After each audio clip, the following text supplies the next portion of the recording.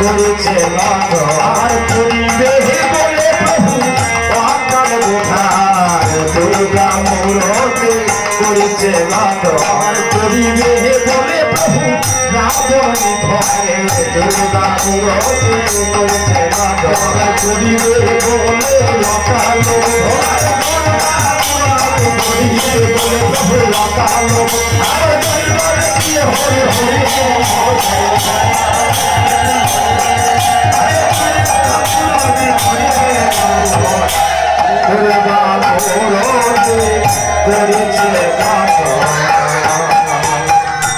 যিনি অনাদিরাদি পুরুষ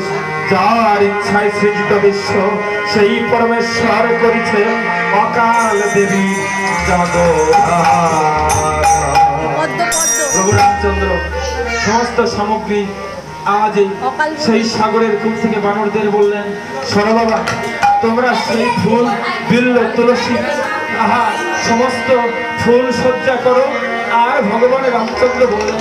বাবা এই সাগরের কুলে যতই আজ ভগবান সে হোক না কেন সরাসরি এই জগতে যাগযজ্ঞ করতে হলে পরে দেবী পূজা করতে হলে পরে কিছু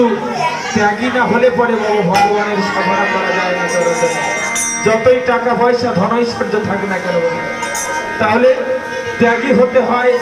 দুবারে ভিক্ষাও করতে হয় তাহলে ভগবান সন্তুষ্ট হয় না তাই ভগবান রামচন্দ্র এই সমস্ত বানরদের বললেন আর সমস্ত লঙ্কাবাসীদের বললেন আর যার যোগী ঋষি মণিরা যারা যারা আছেন সবাই মিলে